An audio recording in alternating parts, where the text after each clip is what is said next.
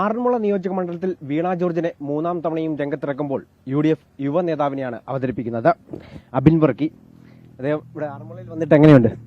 തീർച്ചയായിട്ടും ആറന്മുളയിൽ വളരെ ശുഭപ്രതീക്ഷയാണ്. വളരെ പോസിറ്റീവായിട്ടാണ് ജനങ്ങളുടെ ഇടയിൽ നിന്ന് റെസ്പോൺസുകൾ ലഭിക്കുന്നത്. അതുകൊണ്ട് തന്നെ സുനിശ്ചിതമായൊരു വിജയം ഐക്യജനാധിപത്യ മുന്നണിക്ക് ഉണ്ടാകും എന്നാണ് ഞങ്ങൾ കരുതുന്നത്. ആറന്മുളയിൽ ആദ്യം വരുന്ന സമയത്ത് സ്ഥാനാർത്ഥിത്വം സംബന്ധിച്ച് വലിയൊരു അനിശ്ചിതത്വമൊക്കെ നിലനിന്നിരുന്നു. മത്സരിപ്പിക്കേണ്ടെന്നൊരു തരത്തിലേക്ക് ജില്ലാ നേതൃത്വം അടക്കം പറഞ്ഞിരുന്നു. ഇപ്പം എങ്ങനെയുണ്ട് പ്രവർത്തകരൊക്കെ?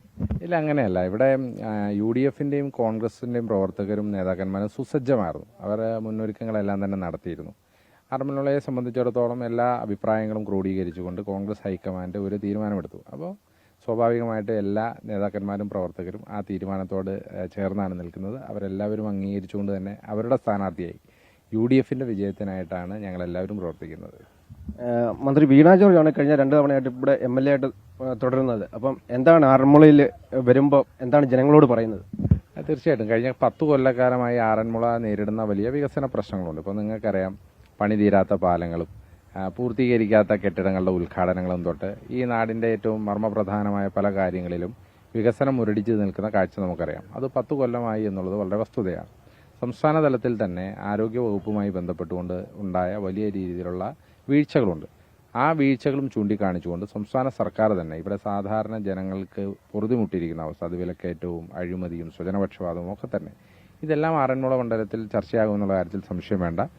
അപ്പോൾ കഴിഞ്ഞ 10 കൊല്ലമായി ഈ നാടിനെ നശിപ്പിച്ച ഒരു സർക്കാരിനും ഒരു ജനപ്രതിനിധിക്കുമെതിരായിട്ടുള്ള ഒരു ജനവിധിയായിരിക്കണം ഈ വരാൻ പോകുന്ന തെരഞ്ഞെടുപ്പിലെ വോട്ടുകൾ.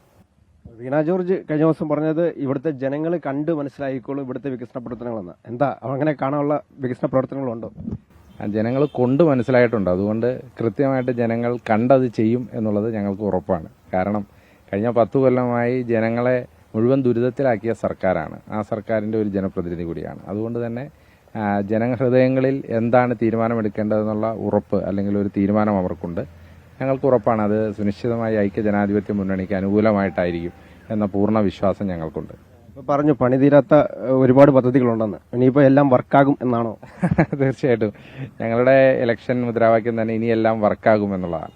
അതായത് വർക്ക് ചെയ്യാത്ത സിസ്റ്റം വർക്കാവും, വർക്ക് നടക്കാത്ത പാലത്തിന്റെ വർക്ക് നടക്കും, വർക്ക് പൂർത്തീകരിക്കാത്ത സ്റ്റേഡിയം ഞങ്ങൾ പൂർത്തീകരിക്കും, വർക്ക് പൂർത്തീകരിക്കാത്ത പാലത്തിന്റെ അപ്രോച്ച് റോഡിന്റെ ഉദ്ഘാടനം നടത്തിയത് മാറ്റി വർക്കായ പാലം തന്നെ ഉണ്ടാകും. അങ്ങനെ എല്ലാ സിസ്റ്റവും വർക്കാകുന്ന ഒരു നല്ല ആറന്മുളക്കായിട്ടാണ്, ആരോഗ്യപരമായ ഒരു ആറന്മുളക്കായിട്ടാണ് ഞങ്ങൾ മത്സരിക്കുന്നത്. അത് തന്നെയാണ് ഇനിയിപ്പോൾ മണ്ഡലത്തിൽ എല്ലാം വർക്കാകുമെന്ന് തന്നെയാണ് UDF സ്ഥാനാർത്ഥി യുവ നേതാവ് അബിൻ വർക്കി പറയുന്നത്. ക്യാമറമാൻ രതീഷ് മടമ്പിച്ചിലിനൊപ്പം കണ്ണൻ ദേവ്, അമൃത ന്യൂസ്, പത്തനംതിട്ട.